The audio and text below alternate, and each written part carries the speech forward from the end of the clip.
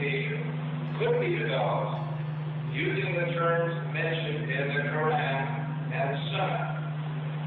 The proposal system is simple, comprehensive, and conforms with present embryological knowledge. Intensive studies of the Quran and Hadith in the last 4 years have revealed a system for classifying human embryos that is amazing since it was recorded in the 7th century AD. As far as it is known from the history of embryology, little was known about the staging and classification of human embryos until the 20th century. For this reason, the descriptions of the human embryo in the Quran cannot be based on scientific knowledge in the 7th century.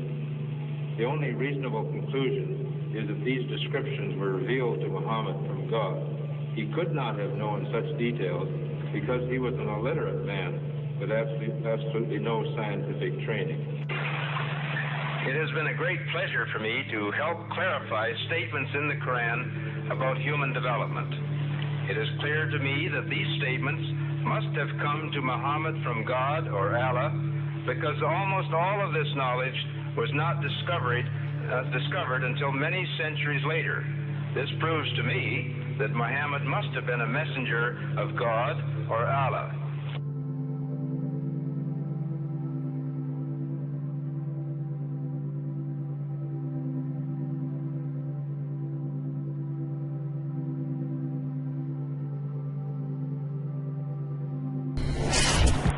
In substance, the Quran describes not only the development of external form, but emphasizes also the internal stages, the stages inside the embryo of its creation and development, emphasizing major events recognized by contemporary science.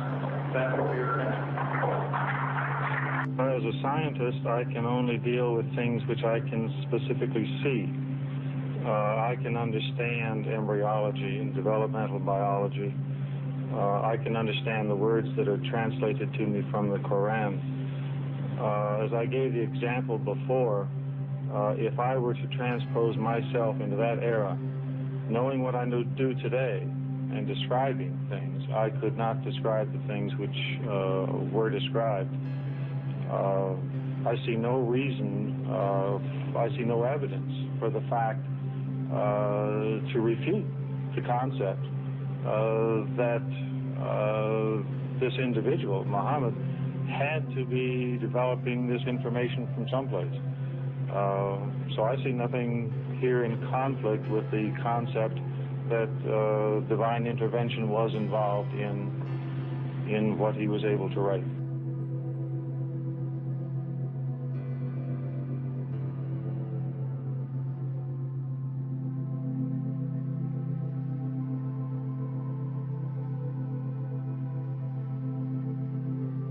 Actually, I'm very much impressed by finding true astronomical facts in Quran.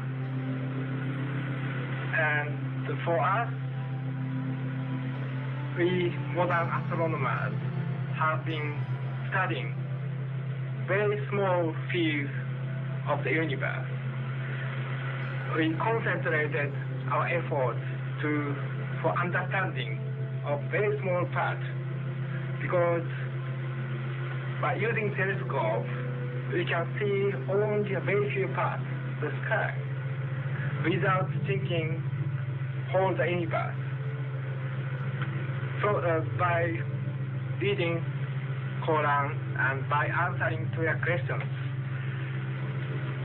I think I can find my future way for investigation of the universe.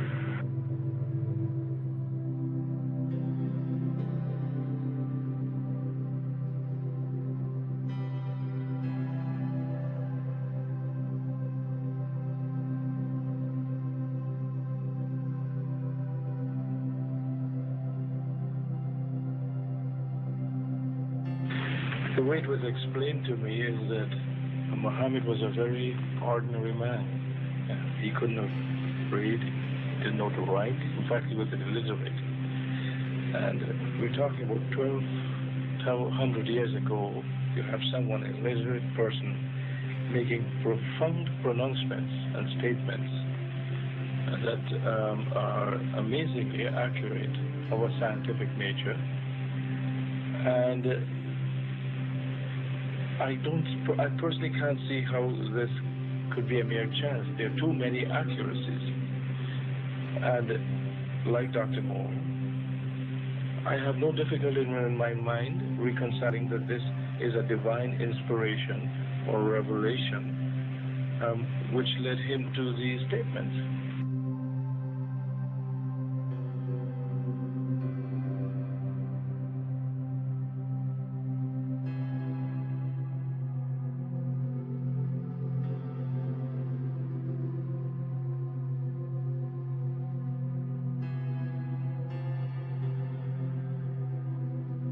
So the two hadiths that have been noted furnish us with a specific timetable for the main embryological development before 40 days. Again, the point has been made, I think, repeatedly by all the speakers this morning. These hadiths could not have been obtained on the basis of the scientific knowledge that was available at the time of their writing, and hence could support the hadiths reflecting the knowledge of God.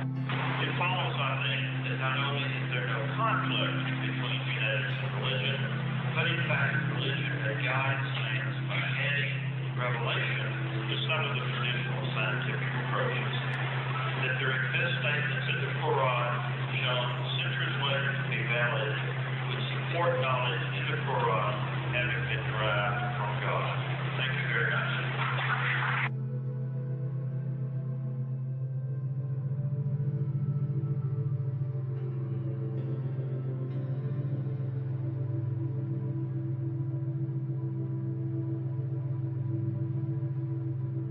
Relatively few ayah is contained a rather comprehensive description of human development from the time of commingling of the gametes through organogenesis. No such distinct and complete record of human development, such as classification, terminology, and description, existed previously. In most, if not all instances, this description antedates by many centuries the recording of the various stages of human embryonic and fetal development recorded in the traditional scientific literature.